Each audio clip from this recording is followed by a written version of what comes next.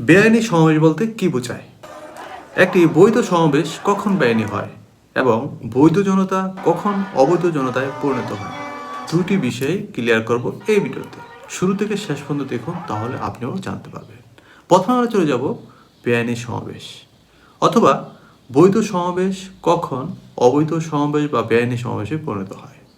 এই প্রশ্নের উত্তরে আমরা চলে যাব 1860 সালের 45 নম্বর আইন, দণ্ডবিধি আইনের 141 ধারায়।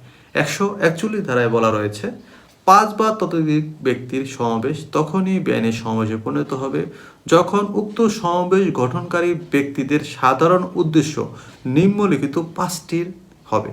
সেই 5টি কি বিষয়? সেই 5টি বিষয় হচ্ছে, প্রথমত, বল প্রয়োগ অথবা বল প্রয়োগের ভান করে সরকারি কর্মচারীকে তার আইনানুগ ক্ষমতা প্রয়োগে ভয়াবহিত করা অথবা ভীতি প্রদর্শন করা। দ্বিতীয়ত, সরকারি কর্মচারীকে তাদের কার্য প্রক্রিয়ায় সম্পাদনে বাধাগ্রস্ত করা। তৃতীয়ত হচ্ছে অপরাধমূলক অনধিকার প্রবেশ করা অথবা অপরাধমূলক অনধিকার প্রবেশ করে অন্যবিধ অপরাধ অনুষ্ঠান করা।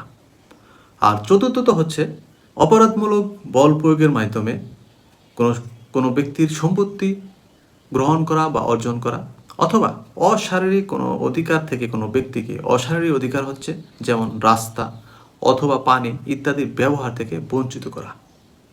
আর পঞ্চমত হচ্ছে যে কার্য কোনো ব্যক্তি সম্পাদন করতে বাধ্য নয় সেই কাজটি তাকে সম্পাদন করতে বাধ্য করা, এবং যে কাজটি আইনত একজন ব্যক্তির সম্পাদন করার অধিকার রয়েছে সেই কাজ থেকে তাকে বিরত রাখা।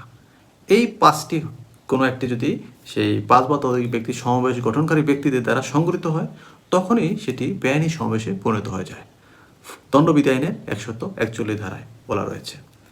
আর অবৈধ জনতা কখন অবৈধ জনতা হয়, এই প্রশ্নের উত্তরে আমরা চলে যাব পুলিশ আইনের 30-এর কয়ের 1 উপধারা রয়েছে যে পুলিশ সুপার কর্তৃক প্রদত্ত লাইসেন্স বলে যে সমস্ত জনসমাবেশ বা শোভাযাত্রা অনুষ্ঠিত হবে, তাদের কর্তৃক সেই লাইসেন্সের শর্ত যদি ভঙ্গ করে, তখন পুলিশ অফিসার সেই জনসমাবেশ ছত্রভঙ্গ হওয়ার আদেশ দিবেন, তখন তারা ছত্রভঙ্গ হয়ে যাবে। আর যদি তারা ছত্রভঙ্গ না হয়, পুলিশ আইনের 30-এর কয়ের 2 উপধারায় বলা রয়েছে, সেক্ষেত্রে তখন সেই জনতা অবৈধ জনতায় পরিণত হয়ে যাবে।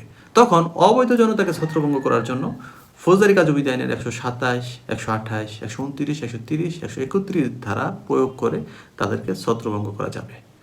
এবং যারা বেআইনি সমাবেশে অংশগ্রহণ করবে, বেআইনি সমাবেশে অংশগ্রহণ করলে তাদের জন্য শাস্তির কথা বলা রয়েছে পেনাল কোড আইনের 143 ধারায়।